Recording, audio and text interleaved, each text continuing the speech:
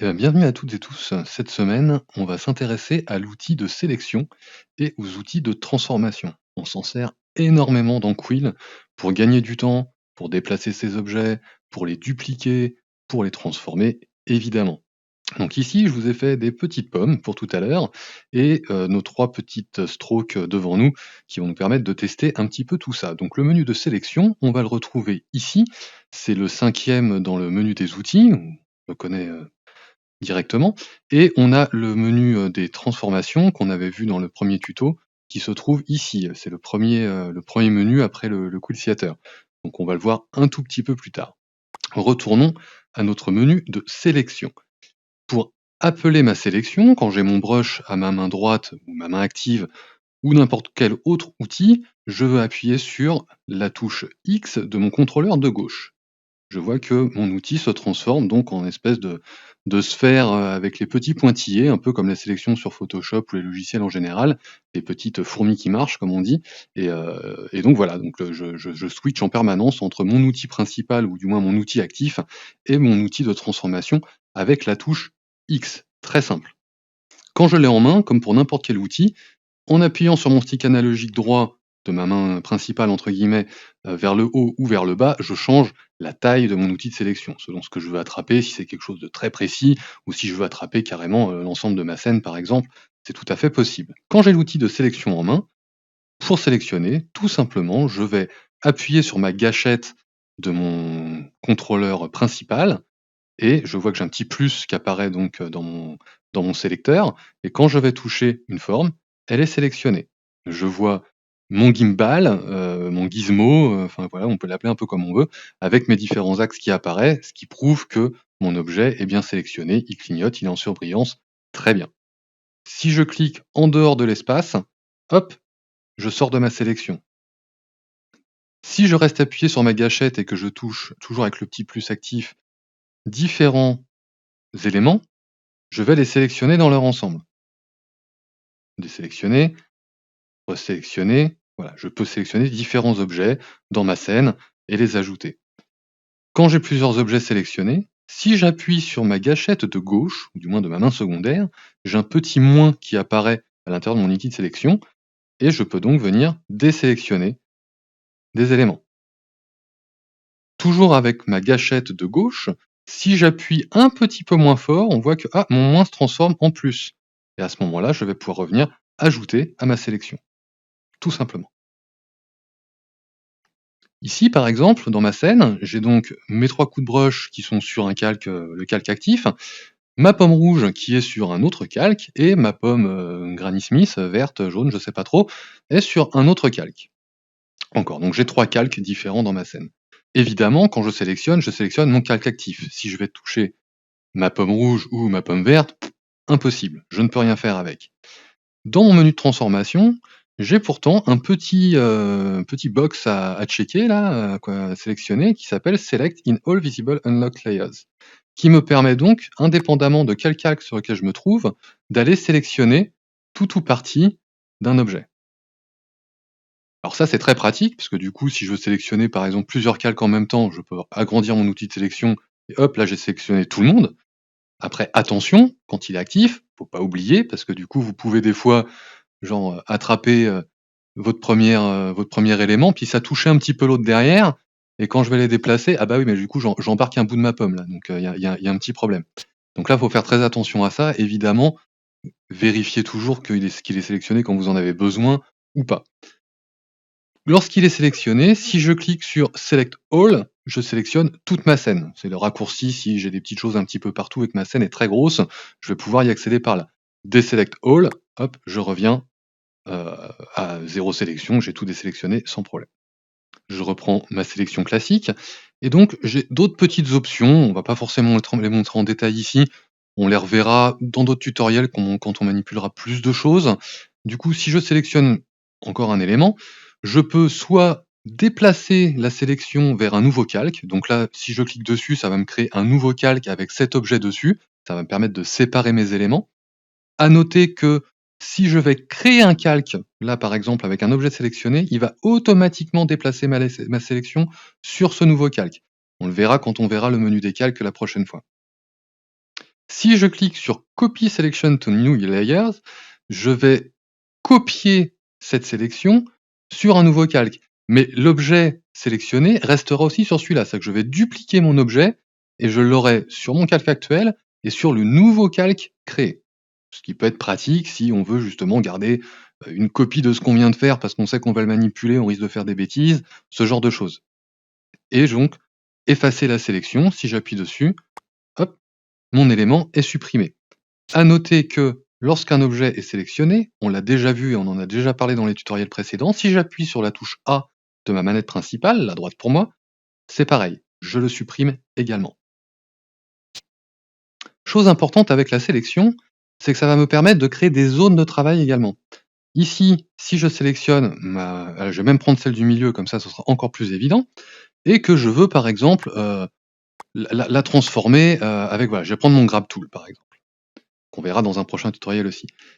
Si je bouge ma forme, on voit bien que pourtant ma sélection, enfin mon outil couvre les autres formes également, mais je ne modifie bien que celle qui est sélectionnée. Si c'était pas le cas, je reviens, je désélectionne tout. Si j'étais sur mon outil directement, là je bouge toutes les formes à la fois. Lorsqu'un objet est sélectionné, je vais également pouvoir évidemment le déplacer. Donc là, le déplacement de l'objet, c'est comme quand on déplace sa scène en elle-même. C'est-à-dire qu'avec mon grip de ma manette droite ou de ma manette gauche, je vais pouvoir le déplacer librement. Voilà, j'ai ma baguette magique dans la main, hop, je pourrais presque le jeter. Non, ça marche pas. Mais du coup, voilà, je peux placer mon élément où je veux. Si j'utilise mes deux mains et donc mes deux grips relativement autour de mon gizmo, si je fais ça trop loin, ça va déplacer ma scène, mais si je suis autour de mon objet, je vais pouvoir l'agrandir ou le rétrécir. Et pareil, le déplacer en même temps dans tous les sens. Donc le déplacement des objets, très très simple, avec l'outil de sélection, on peut vraiment en faire ce qu'on veut, c'est un peu la guimauve de zoom et de déplacement, c'est très très pratique. Lorsque je sélectionne un objet, que je maintiens ma gâchette de ma manette gauche et que je fais comme si je voulais le déplacer, je vais le dupliquer. Ça, c'est très pratique. Et encore mieux, si je pousse mon joystick de ma manette droite vers la droite, pour faire la fonction redo, qu'on a vu dans un tutoriel précédent, je vais refaire ma sélection transformation autant de fois que j'appuie sur redo. Donc très très pratique pour voilà, faire des répétitions d'objets, les déplacer avec des transformations par exemple, hein, si je reviens en arrière avec lui là, je le reprends. Admettons, je veux voilà, on va le dupliquer, il faut que j'attrape le bon. On va le dupliquer comme ça et hop, vous voyez, instantanément, je fais une espèce de roue là, de rayon de vélo, avec ma transformation très, très simple, juste avec la fonction redo, hein. Ça, c'est très, très pratique. Donc sélection d'un objet, gâchette de gauche pour passer en mode de duplication, j'attrape mon objet, je le bouge et hop, redo au besoin pour le répéter. Alors maintenant, on va aller attraper notre petite pomme là. Et on voit donc apparaître nos axes de notre petit gizmo classique, hein, donc en rouge les X, en vert les Y, en bleu l'axe des Z, et donc on a plusieurs moyens de déplacer l'objet. Alors déjà, je vais le rapprocher de moi pour que ce soit plus pratique. Si je vais attraper, donc toujours avec mon outil de sélection à la main, ma petite sphère blanche qui est au milieu. Hop, j'ai l'objet comme tout à l'heure avec mes petits coups de brush, mes lignes noires. J'ai l'objet dans la main, voilà, je peux le déplacer et le poser où je veux. Très bien. Si j'attrape les bouts des flèches, je suis contraint sur l'axe. C'est-à-dire que là, ouais, ma main, je peux la bouger dans tous les sens. Je ne vais transformer la direction de ma pomme, de mon objet, que dans le sens de la flèche que j'ai attrapée, dans le sens de mon axe. Si j'attrape le petit carré, alors il faut que je sois un peu plus précis, je suis sur le plan. C'est-à-dire que là, je ne peux pas aller en arrière ou en avant. Je suis bien contraint sur un seul et même plan. Hop là, j'ai attrapé la flèche. Voilà. Et hop, plus évident avec l'Y, voilà, là je peux pas descendre plus bas, je peux pas le monter plus haut. Je suis vraiment, voilà, je suis coincé. Hop. reviens là, toi, je te remonte un petit peu. Et pareil avec les rotations, donc là, pour le coup, faut attraper, les cercles, en fait, hein, tout simplement, où là, je peux pas bouger dans d'autres sens, mais je peux tourner, je suis sûr que je reste contraint à mon axe. Là, c'est vraiment à se rappeler en permanence ça, parce que sinon, on peut vite placer ces objets n'importe comment, donc du coup, voilà, les axes, quand on les attrape, on est contraint. Si j'attrape la petite sphère blanche, c'est la transformation libre, je peux placer mon objet comme je veux. Si j'attrape mon petit gizmo avec ma gâchette au lieu de mon grip, eh bien, je vais déplacer mon point de pivot. Alors, pareil, il peut être déplacé contraint aux axes ou en transformation libre. Si mon pivot, du coup, se retrouve en dehors de mon objet, eh ben, comme dans n'importe quel logiciel de 3D, si je fais une transformation, ma transformation se fait bien autour de mon point de pivot. On peut bien évidemment animer comme ça aussi, on verra ça plus tard. Mon pivot, lui, il apparaît toujours au point médian, au centre de ma forme, de mon objet, de ma sélection. Donc si ici, par exemple, j'ai plusieurs formes, si j'attrape la tige de ma pomme, on voit bien que mon pivot est au milieu de ma tige. Si j'attrape, voilà, on était relativement au milieu. Si j'attrape ma feuille, c'est au milieu de ma feuille. Si j'attrape tout ce petit monde, je suis au milieu. Idem avec ma pomme, si j'attrape une des faces, ma moyenne se fait au milieu des faces que j'ai attrapées. Si j'attrape toute ma pomme, je suis bien, parce que j'ai bien tout, voilà, là je suis bien au centre de ma pomme. Si j'attrape mes 2 objets, alors là par contre du coup on va repasser en voilà, sélection sur tous les calques, hop, mon gizmo est bien au milieu des 2. Hop, on va changer de pomme tiens pour le coup, tac. Voilà pour le tour de l'outil de sélection. Maintenant, on va aller s'intéresser rapidement au menu de transformation, qui est un petit peu différent et qui permet de faire d'autres choses. Alors, la première option, on va pas en parler. Honnêtement, c'est quelque chose dont je me sers absolument pas puisque je suis pas sujet, au motion sickness ou aux problèmes de caméra. C'est quelque chose qui va simplement vous réduire légèrement les mouvements et vous rapprocher de l'élément que vous transformez automatiquement. Moi, limite, c'est presque ça qui me gêne, ça me rapproche trop des éléments. J'aime bien être un peu plus libre de ce que je fais, comme je veux. Auto select transform object, pareil, c'est pour une sélection automatique des objets transformés. On s'en sert honnêtement assez peu. On verra plus tard dans des tutos avancés à quoi ça peut nous servir. Dans l'utilisation globale, en général, on en a très très peu à faire. Show Gimbal Controls. Alors ça, c'est pratique parce que du coup, voilà, quand j'ai un objet sélectionné, j'ai effectivement mon gimbal tool en anglais, mon gizmo, je sais pas vraiment mes axes, enfin, voilà, tout le monde appelle ça un peu comme il veut. Par défaut, normalement, c'est censé être activé. À une époque, il l'avait désactivé, mais donc si voilà, je désactive, je vois plus mon outil de transformation. Il est fondamentalement toujours là, mais je le vois plus. Donc bon, ça peut être pratique quand vous voulez voir votre scène, dans sa globalité et pas avoir le gizmo qui apparaît. Moi, en général, je le laisse vraiment actif tout le temps parce que du coup, ça me permet vraiment de savoir, où il est, qu'est-ce qui se passe, qu'est-ce que je fais avec. C'est quand même plus pratique. Je les sélectionne. Animate Duplicate Transform Selection, c'est quelque chose qui va nous servir, dans l'animation. Donc on verra ça justement, quand on va travailler l'animation dans les tutoriels suivants.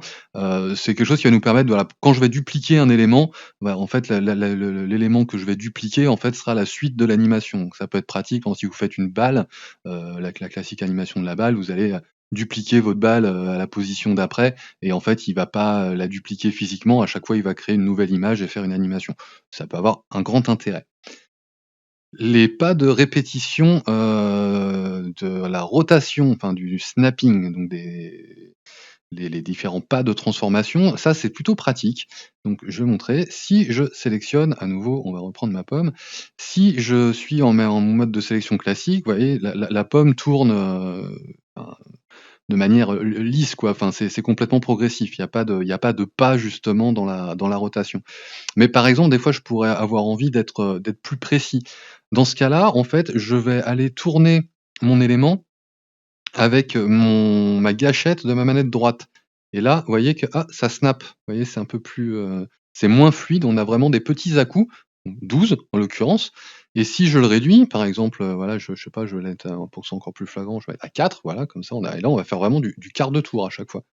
Ça permet vraiment d'être, voilà, d'être sûr de quelle transformation, quel angle de transformation on va pratiquer. Alors ça, pour aligner des objets, par exemple, pour créer des structures, ce genre de choses, c'est vraiment très, très bien. Si vous faites une pièce avec un mur, votre rectangle qui va faire un mur, par exemple, bah, voilà, en rotation, par 4 pas, vous êtes sûr, à la fin, votre pièce, elle est bien rectiligne, elle est carrée, quoi. Enfin, il y a pas de souci à ce niveau-là.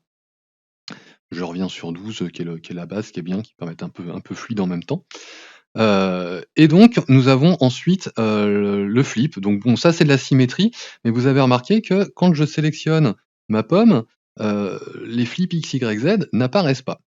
Alors on va faire une petite digression, on va aller quand même voir dans le menu des calques ce qui se passe. Donc je désélectionne, je vais dans mon menu des calques et donc sur mon calque de ma pomme 2 ici, pomme 2, patati patata nin, ah, j'ai un axe et là, c'est la transformation de mon calque en lui-même. C'est-à-dire que ce n'est pas forcément mon objet, je peux avoir plusieurs objets sur mon calque, mais si je l'active, dans ce cas-là, je vais reset le pivot pour le ramener au centre de mon objet. C'est bien, ça me permet de monter la fonction tout de suite, je pensais le faire après.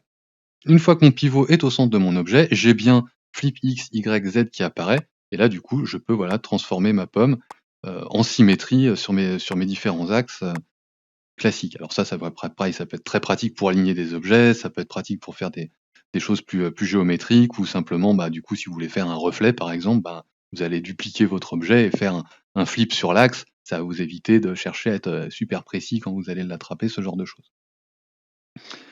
Reset transform, bah, comme son nom l'indique, c'est pour, bah, réinitialiser toutes les transformations que vous avez faites, hein. Si on en a fait beaucoup, à la fin, ah, on sait plus où c'est et cetera. Si je fais reset transform, ah, ma pomme a disparu. Non, elle est simplement revenue là où je l'ai créée à la base. Donc, hop, je la remets. Elle a même repris sa taille d'origine, hein, d'ailleurs et donc du coup, hop, voilà, je la reprends, je la remets, pas de problème. Reset pivot, on l'a vu, c'était pour, remettre le pivot au centre de mon objet et donc si je fais, make pivot origin, ça va me permettre de remettre, mon pivot et non pas mon objet, à l'origine de la scène. Alors attention, là, c'est pareil, ça risque de disparaître. Hop, où qu'elle est? Ah bah, voilà, elle est là.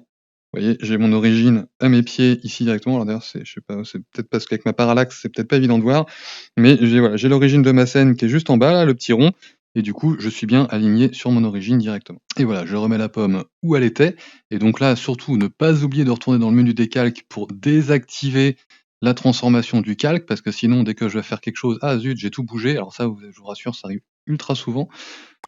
Heu, je ressors et là, c'est bon, c'est bien ma scène qui bouge. Je suis revenu à l'état d'origine, je peux retourner dans mes outils et je crois que nous en avons fait le tour. Il y avait quand même pas mal de choses. J'espère que ce petit tuto autour de la sélection et de la transformation vous a rendu les choses un peu plus claires et je vous dis donc comme d'habitude, à la prochaine.